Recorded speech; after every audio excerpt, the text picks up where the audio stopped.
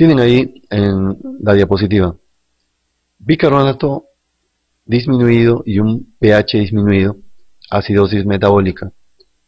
PC2 incrementado con pH disminuido sería una acidosis respiratoria.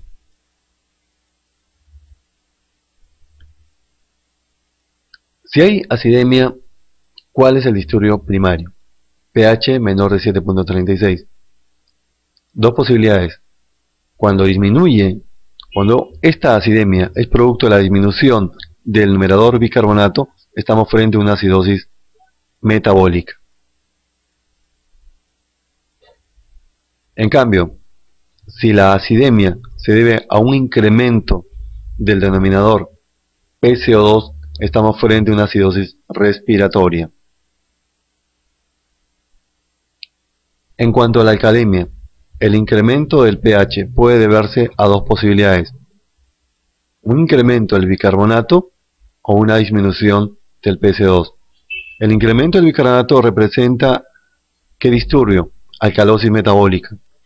La disminución del PC2, ¿qué disturbio representa? La acidosis respiratoria. Repasando, si hay alcalemia, pH mayor de 7.44, hay dos posibilidades: que sea producto del aumento del bicarbonato, estamos frente a una alcalosis metabólica, o que sea el producto de la disminución del PC2, estamos frente a una alcalosis respiratoria. Aquí tenemos el paso número 2 de determinar el disturbio primario, y para eso hay que ver el bicarbonato y el PCO2. Como habíamos dicho, aquí en este caso el PCO2 está incrementado y el bicarbonato también está incrementado. Si hay una acidemia, debería esperar dos posibilidades: o que esté disminuido el bicarbonato, o que sería una acidosis metabólica, o que esté aumentado el PC2, una acidosis respiratoria. Y en este caso, la respuesta es que estamos frente a una acidosis respiratoria. ¿Cuál es el disturbio primario si los cambios del bicarbonato y PC2 coinciden con el pH? Aquí, por ejemplo, en este ejemplo vemos que el pH está disminuido, que hay acidemia. Esto es producto de la disminución del bicarbonato o el incremento del PC2. No sabemos cuál es el disturbio primario, o si la acidosis metabólica o si la acidosis respiratoria. ¿Qué es lo que tenemos que hacer? Un recurso es ver cómo está el exceso de base. El exceso de base nos va a decir si el disturbio primario es respiratorio o metabólico. Si el exceso de base está dentro del rango normal, el disturbio primario es respiratorio. Si el exceso de base está alterado, es un disturbio metabólico. Si está alterado en sentido positivo, es más positivo que lo normal, el disturbio primario es una alcalosis metabólica. Y si está disminuido, es más negativo que lo normal, el disturbio primario es una acidosis metabólica.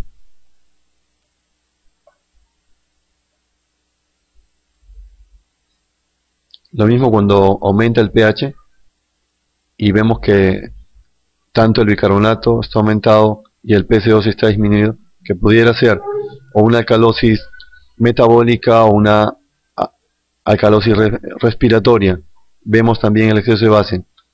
Si el exceso de base está en el rango normal, es disturbio respiratorio. Sería, en este caso, una alcalosis respiratoria. Pero si el exceso de base está aumentado, sería una alcalosis metabólica. ¿Qué es el exceso de base? Es la cantidad de ácido o base fuerte que debe agregarse a la sangre para alcanzar el pH 7.4, el pH normal. Cuando la PC2 está en promedio normal, 40 milímetros de mercurio, a una temperatura de 37 grados Celsius. El valor va de -2 a +2. ¿Cómo se utiliza el exceso de base? Si es positivo, se trata de una alcalosis metabólica. Si es negativo, lo que se conoce como déficit de base, de una acidosis metabólica. El paso 3, si el disturbio primario es respiratorio, se ve si es agudo o crónico.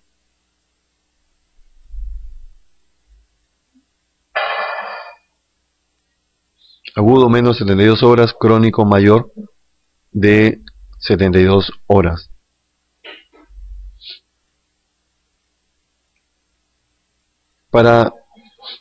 Hay una regla para si el disturbio primario es respiratorio para ver si es agudo o crónico, siempre y cuando no haya datos en el ejercicio que tenemos sobre el AGA. La regla es: a grandes cambios del PC2 que producen grandes cambios en el pH es agudo. Grandes cambios del PC2 que producen leves cambios en el pH es crónico. Tenemos que, ¿a qué se debe esto? Lo que pasa es que cuando es agudo no hay la suficiente adaptación y grandes cambios del PC2 van a producir grandes cambios en el pH, lo cual no va a suceder cuando es crónico. Ya hay la suficiente adaptación para que no origine cambios significativos en el pH, la gran alteración del PC2. Cuanto al paso 3, si el disturbio primario es metabólico, tenemos que calcular el anion gap. Ya saben que la fórmula del anion gap es sodio menos la suma de bicarbonato más cloro, y el valor normal va de 8 a 12 miliequivalentes. ¿Por qué es importante calcular el anion gap? Porque cuando estamos frente a una acidosis metabólica podemos dividir en dos grupos: acidosis metabólica con anion gap aumentado, que es por la retención de ácidos no volátiles, y el segundo grupo es acidosis metabólica con anion gap normal, que es la acidosis metabólica hiperclorémica. El aumento del cloro en este caso no va a permitir que se incremente el anion gap. ¿Qué es el anion gap? El anion gap es la cantidad de aniones no medidos en las determinaciones clínicas habituales, pero que tienen una importancia en el sentido que van a equilibrar las cargas positivas y negativas. ¿Qué es lo que integra, qué es lo que forma este anion gap? Ahí tienen a las proteínas, tienen los sulfatos, fosfatos, etc. También diferentes tipos de ácidos orgánicos, como ácido láctico, pirúvico, ácido acético, dentro del grupo de los cetoácidos, beta-hidroxibutirato y también ácido úrico. Todos estos aniones forman el llamado anion gap. El cuarto paso es ver si hay un disturbio asociado. Si el disturbio metabólico se le ha asociado a un disturbio respiratorio. Vemos aquí que el PC2 está incrementado.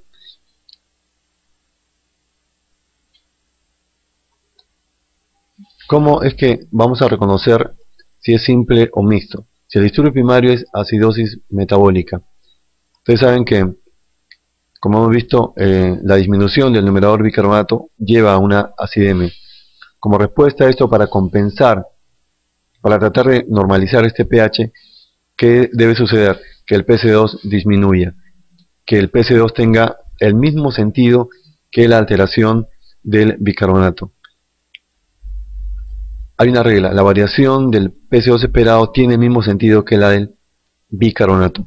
Lo que sucede es cuando este PC2 disminuye demasiado, va a generar un disturbio respiratorio, o cuando no, tampoco, cuando no se altera, cuando permanece normal, también genera un disturbio respiratorio, o en caso contrario, cuando se incrementa. El PC2 esperado es el rango en que debe disminuir el PC2 para compensar al disturbio respiratorio.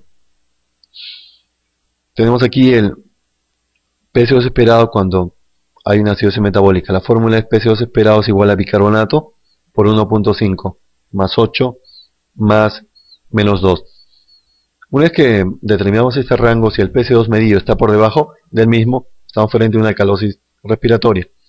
Y si está por encima del mismo, una acidosis respiratoria.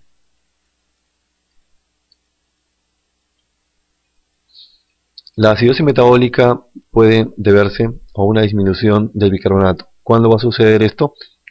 Cuando hay pérdida de bicarbonato vía extrarrenal, sea por diarrea o fístulas gastrointestinales. El segundo mecanismo es por pérdida de bicarbonato vía renal.